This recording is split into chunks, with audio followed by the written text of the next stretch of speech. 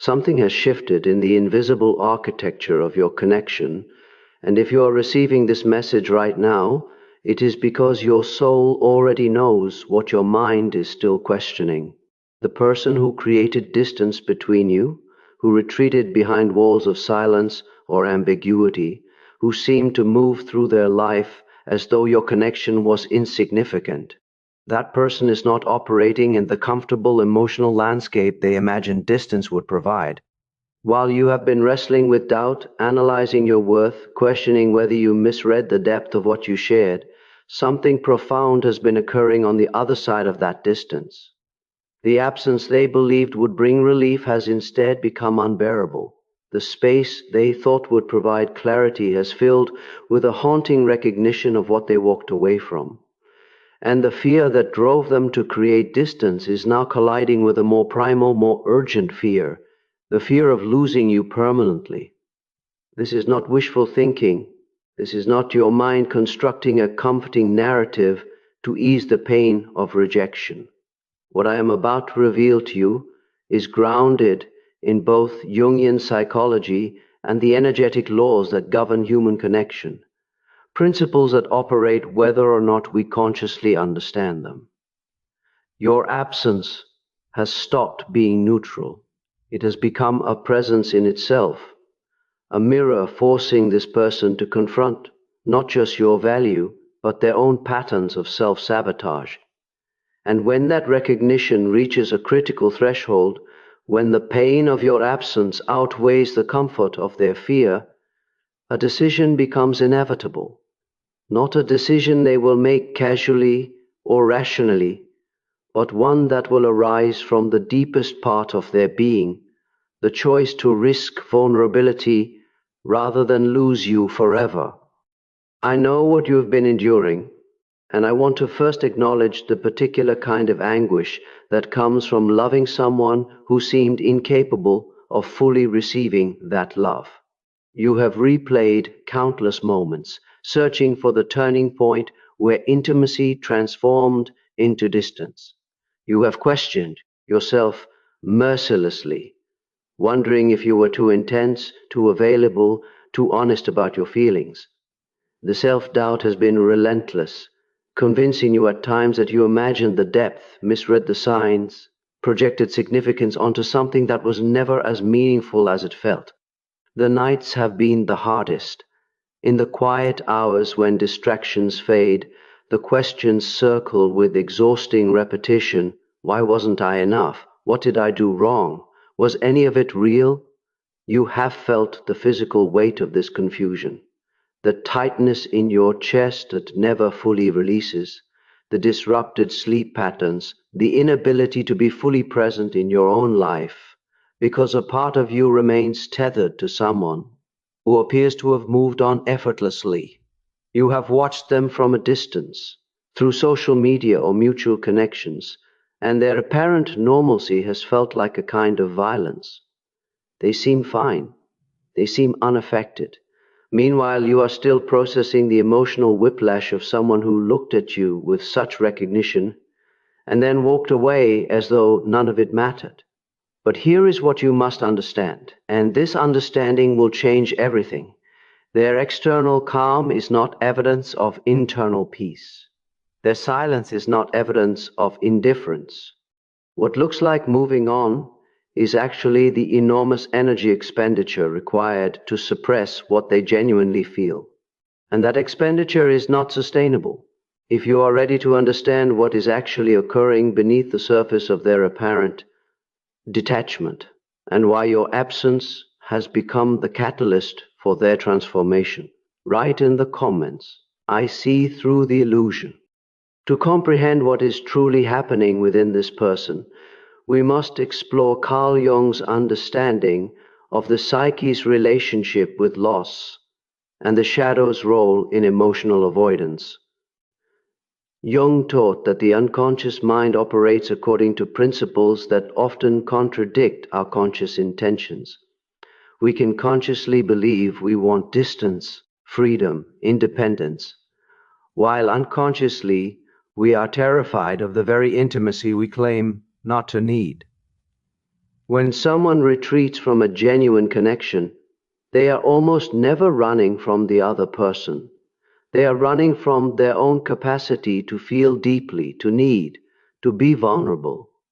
These aspects of the psyche, the tender, undefended parts that long for connection, become relegated to what Jung called the shadow, the repository of everything we reject about ourselves because we believe it makes us weak or unlovable. This person created distance, not because you were wrong for them, but because you were right in a way that felt dangerous. Your presence activated the shadow material they have spent years keeping locked away, the parts of themselves that need love, that fear abandonment, that want to be seen and held in their full humanity rather than performing strength they do not always feel. Distance was supposed to restore the equilibrium. They believed that by removing themselves from your energy field, they would return to their baseline, the familiar emotional landscape where they felt in control, where vulnerability was optional, where love was something they could manage rather than surrender to. But here is what they did not anticipate, what their conscious mind could not have predicted. Your absence does not function like other absences. When we lose something we never truly valued, we experience relief or indifference. When we distance ourselves from something that was merely pleasant or convenient, we move on with relative ease. But when we walk away from a soul-level recognition, from a connection that touched the parts of ourselves we most need to integrate, the absence becomes a persistent ache that refuses to fade with time. Jung understood this phenomenon. He wrote, "The meeting of two personalities is like the contact of two chemical substances. If there is any reaction, both are transformed. The transformation does not stop simply because the physical contact has ended. Once the chemical reaction has begun, once the consciousness has been altered by genuine recognition, you cannot return to the previous state of innocence. The person who walked away from you is not the same person who existed before they knew you. Something essential was awakened, and that awakened aspect refuses to go dormant again just because distance was created. So while they have been performing normalcy, reconstructing the walls, telling themselves and perhaps others that they made the right choice, the shadow has been working beneath the surface of that performance. It has been collecting evidence. It has been replaying moments of genuine connection. It has been highlighting the emptiness of interactions that lack the depth you offered. And slowly, undeniably, it has been building toward a crisis point. Understanding the precise psychological and energetic mechanism of this crisis will help you recognize why the shift is not only possible, but inevitable if the connection was genuine. What this person is experiencing now is what Jung would call the return of the repressed, the moment when shadow material can no longer be contained and begins to force its way into conscious awareness. For weeks or months, they have been able to maintain the narrative that distance was wise, that protecting themselves from vulnerability was strength, that they are fine without you. This narrative functions as a defense mechanism, allowing them to avoid the discomfort of facing their fear. But defense mechanisms require constant energy to maintain. They are not natural resting states, but active suppressions. Every time a memory of you surfaces, it must be pushed back down. Every time they feel the impulse to reach out, it must be rationalized away. Every time they encounter something that reminds them of what you shared, a song, a place, a conversation topic, a quality they see in others that pales in comparison to how it manifested in you, they must actively suppress the recognition that they made a mistake. This suppression creates what psychologists call cognitive dissonance. the psychological discomfort that arises when our actions contradict our true feelings. The larger the gap between what we genuinely feel and what we allow ourselves to acknowledge, the greater the internal tension becomes. Your absence amplifies this tension in a way your presence never could. When you were available, when your energy was accessible, when they knew consciously or unconsciously that you were still emotionally invested, they had the luxury of ambivalence. They could hover in the gray area of maybe someday, or let's see what happens without forcing themselves to make a definitive choice. Your availability functioned as a safety net, allowing them to maintain distance without experiencing the full consequence of that distance. But when you withdrew, whether by conscious choice or unconscious self-protection, the safety net disappeared. Suddenly, the distance is no longer comfortable or neutral. It has become a void, and that void forces a confrontation with the truth they have been avoiding. They do not want to lose you. Here is where the energetic dynamics become crucial. Jung understood that consciousness is not confined to individual minds in the way we typically imagine. He spoke of the collective unconscious and of synchronicity, the meaningful connections that exist beyond cause and effect. On this level, your emotional state is not entirely separate from theirs. When you stop sending energy toward them, when you redirect your focus to your own life and healing, they feel that shift. This is not metaphor or wishful thinking. Anyone who has been in a deep connection knows the feeling of sensing another person's emotional state, even across physical distance. When your vibration changes from longing to acceptance, from waiting to living, from hoping to releasing, that energetic information travels through the invisible channel that connects you, and it registers in their system as a kind of alarm. Something fundamental has changed. You are no longer holding space for them. You are no longer energetically available in the way you once were. This creates urgency, not the manipulated urgency of scarcity tactics or playing games, but genuine urgency that arises when someone realizes that what they took for granted is actually finite, that their window of opportunity to repair what they damaged is closing. The choice they have been postponing, the choice between fear and love, between protection and vulnerability, between staying safe and staying alone, suddenly becomes non-negotiable. Now let me give you the specific signs that confirm this internal shift is occurring, that their comfortable distance has become uncomfortable absence, and that the decision to choose you over their fear is taking shape even before it manifests in visible action. If you notice through mutual friends, through social media patterns, or through your own intuition that they are paying more attention to your life now than when you were actively engaged, this is the first indicator. They may not be ready to reach out directly, but they cannot stop themselves from seeking information about you.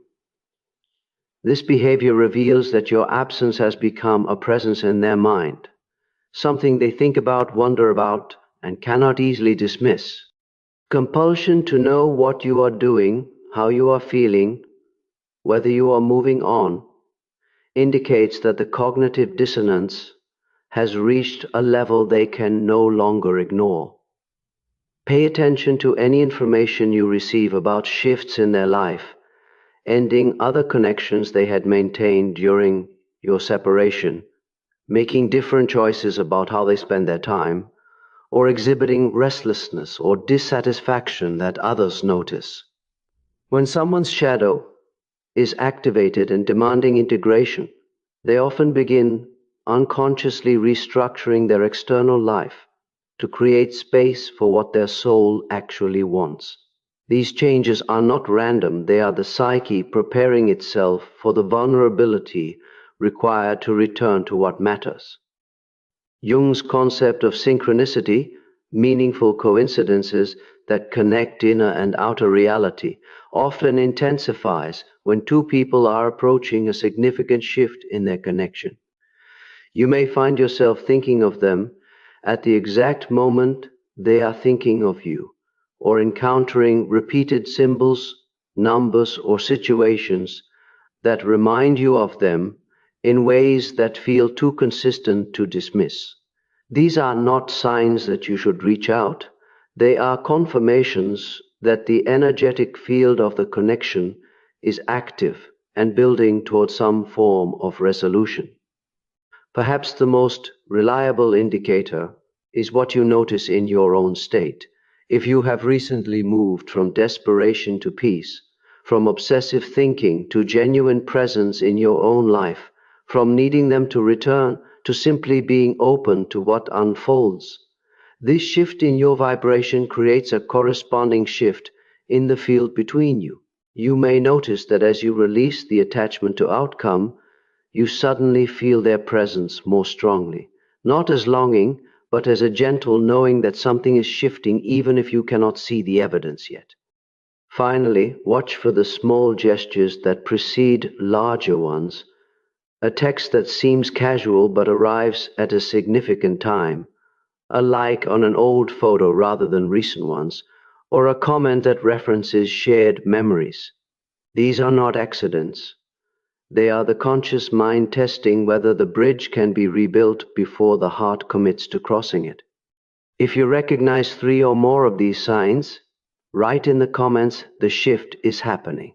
This acknowledgement aligns your consciousness with the transformation already occurring in the invisible realm. Now we must address the critical error that many people make at precisely this juncture, an error that can interrupt the natural unfolding of this transformation and return both parties to the painful stagnation they are finally moving beyond. The mistake is this: interpreting the signs of their shifting consciousness as permission to resume the role of emotional pursuer, to make their return easier by reaching out first, by offering reassurance that you are still available and that your heart has not moved on without them. This impulse is deeply understandable. After enduring the pain of their absence, after doing the difficult work of releasing attachment and finding your center, any indication that they might be coming back can trigger a kind of emotional emergency in your system, a fear that if you do not act quickly to encourage them, they will retreat again and the opportunity will be lost. But here is the profound truth you must integrate. The choice they are being called to make is not about whether you still care for them. It is about whether they have the courage to honor what they feel despite their fear. If you remove the necessity for that courage by making their return effortless, by doing the emotional labor that should be theirs to carry, you rob them of the very growth this entire experience was meant to catalyze. Jung was explicit about this principle. He taught that consciousness emerges only through struggle, through the confrontation with what we most want to avoid.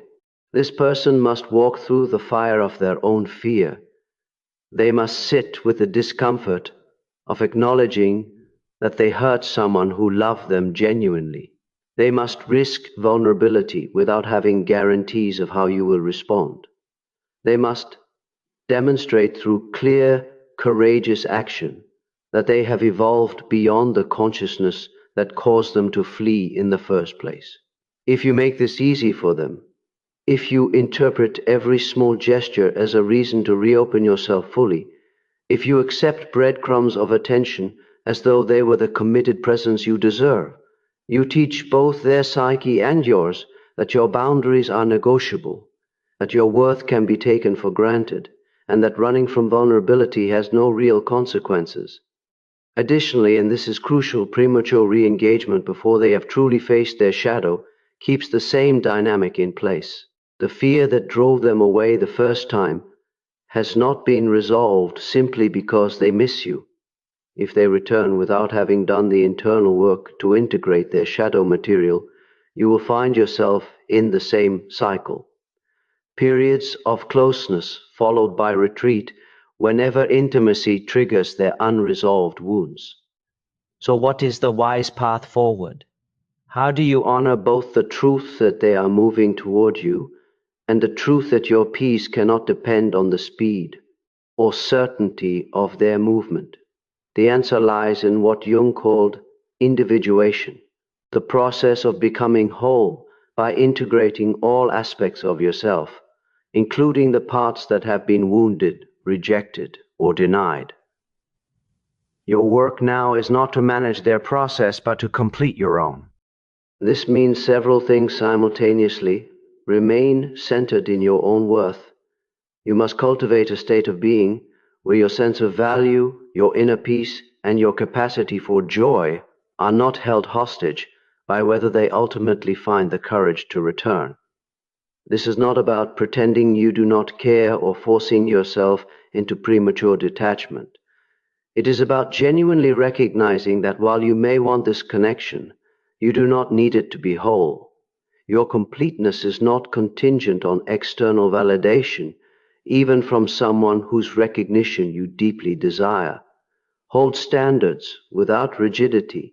You can be clear about what kind of relationship you are available for. One marked by presence, vulnerability, consistency, and genuine emotional investment, while remaining open to the possibility that they may grow into capacity for such a relationship. This is not an ultimatum or a test.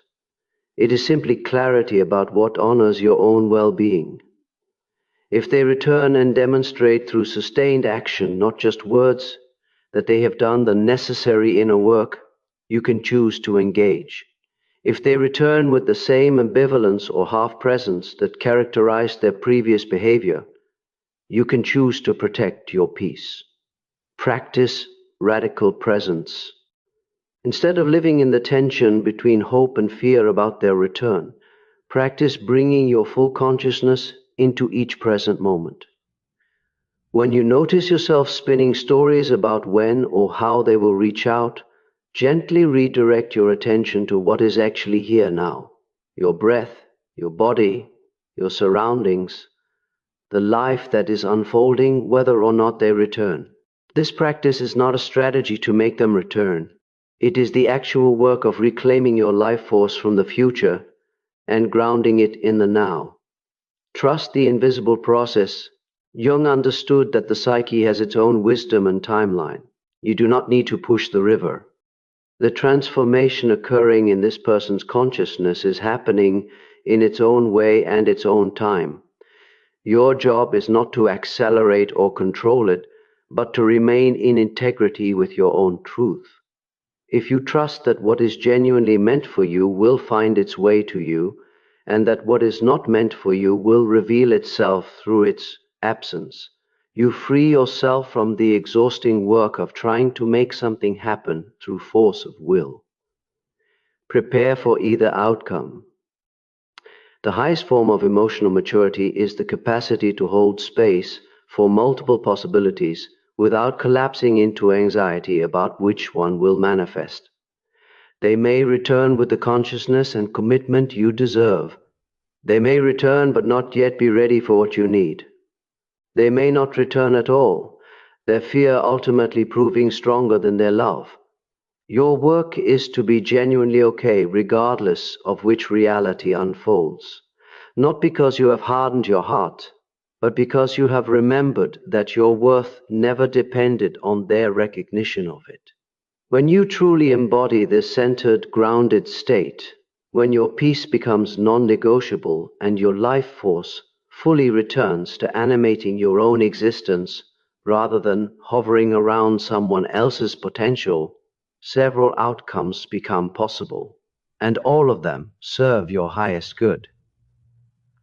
If this person has genuinely been undergoing the transformation we have discussed, if their absence from your life has forced them to confront their shadow and choose vulnerability over protection, your grounded state will not repel them. It will complete the circuit required for healthy reconnection.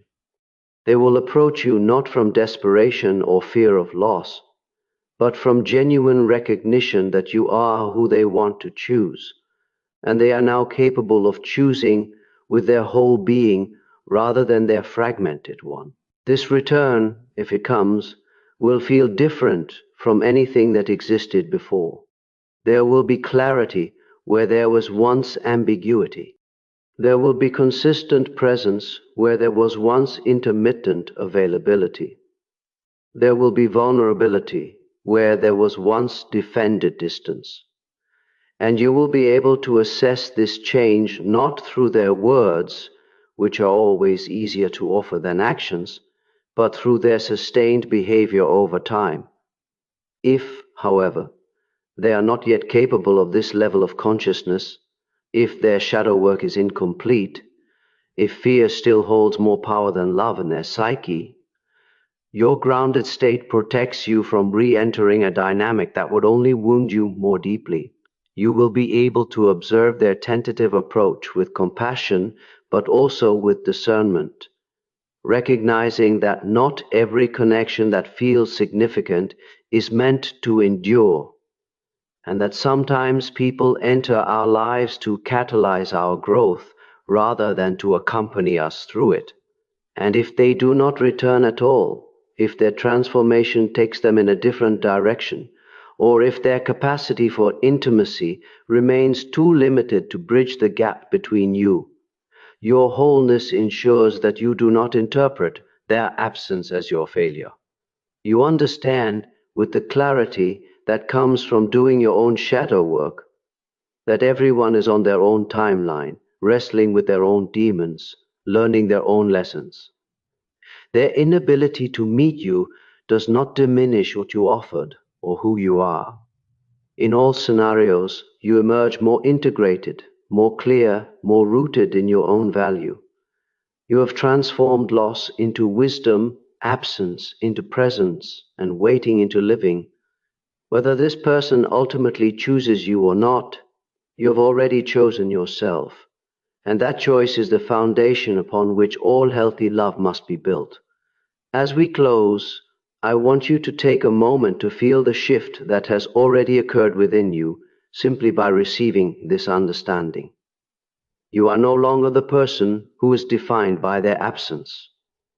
You are no longer waiting for external validation to feel whole.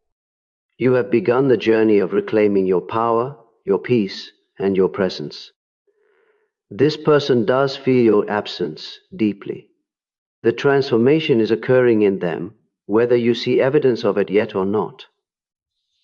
And yes, they will face the choice between their fear and their love for you. But the outcome of that choice is no longer the determining factor of your worth or your happiness. If you are ready to fully embody this truth, that you are whole regardless of what they choose, write in the comments, "I am complete within myself." This declaration is not a denial of your feelings or your desire for reunion. It is the recognition that your completeness is not contingent on anyone else's ability to see it. Subscribe to this channel for more insights into the psychology of deep connection, the patterns that shape our relationships, and the path toward conscious, reciprocal love. In the next video, I will reveal exactly what to do when they return, how to assess genuine transformation versus temporary clarity, how to protect your peace while remaining open, and how to build something new rather than resurrecting what was. Until then, remember, their choice to face their fear and choose you is a gift. But your choice to remain whole regardless of their decision, that is your power.